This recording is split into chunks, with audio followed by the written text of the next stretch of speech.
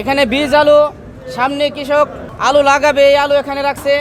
অনেক কৃষক আছে যার সর্বস্ব শেষ। এই আমরা আলু রাখছি আমাদের। আজকে আমরা 6 দিন থেকে এখানে ঘুরতেছি, কোনো সঠিক খবরও পাইতেছি না যে আমাদের এই আলুর ব্যাপারে কি সিদ্ধান্ত নেবে। আমরা চাই দ্রুত এর সমাধান। এই কোলেস্টার আমরা আলু থই প্রতি বছরেই, এই কোলেস্টার গেলে গাফিলিতে আমার আলু বারবার নষ্ট হয়ে যায়। আমরা হইলাম গরিব মানুষ, সবাই হইলো কৃষকেরা, কিন্তু সবাই গরিব। কেউ জমি মনে কোনো রিস্ক নেওয়া করে, কেউ চুক্তি নেওয়া করে। মানে এদের আলু দিকে নষ্ট হয়ে যায়, এরা কীভাবে মৌসুমটা করবো? মানে কোলেস্টার কাছে দাবি আমার একটাই, আমার আলু ওরা কেমনে বইরে দিব, আর আমরা কেমনে ক্ষেত্রে লাগার ভাবো, কেমনে সোনার ফসলটা করবো ভাবো।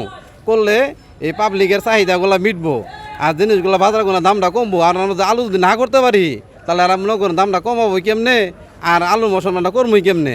গৌড়ের মধ্যে আমারই বেশি ক্ষতি হয়েছে। আমার আলু নষ্ট হয়েছে 1604 বস্তা, 1604 বস্তা দেশি আলু, গুড়ি আলু। একটা বস্তা দাও 55-52 কেজি আলু দেওয়া, 20% জমিন লাগানি যায়।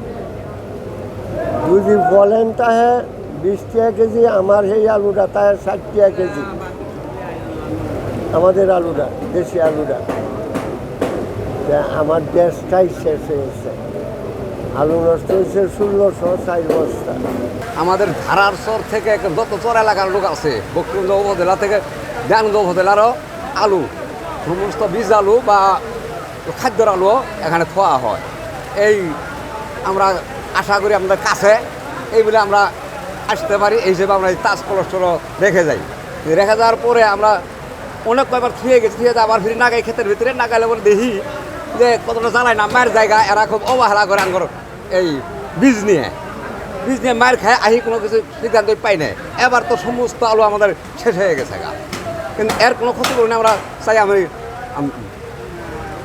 এই দেশের সরকারের কাছে বা ইউনিয়ন উপজেলার চেয়ারম্যান সাহেবের কাছে, প্রেসিডেন্টের কাছে।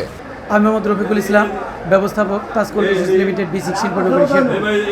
গত 14 দিবাগত রাত 12টার পর অত্র কোল্ড স্টোরেজে অ্যামোনিয়া গ্যাস লিকেজের মাধ্যমে একটি চেম্বারে আলু ক্ষতিগ্রস্ত হয়েছে।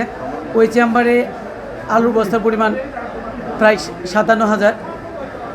আজ এই চেম্বারে যেসব আলু চাষি এবং ব্যবসায়ী মজুদ সংরক্ষণ করেছেন, তাদেরকে নিয়ে আলোচনাটা করলাম, সেটা হচ্ছে এই ক্ষতিগ্রস্ত মজুদদারদেরকে নিয়ে কোম্পানি এবং মজুদদারদের সমন্বয়ে আগামী বৃহস্পতিবার আমরা বসে একটা যথোপযুক্ত সিদ্ধান্ত উপনীত হব। এই মানে এটাই আজকের সিদ্ধান্ত।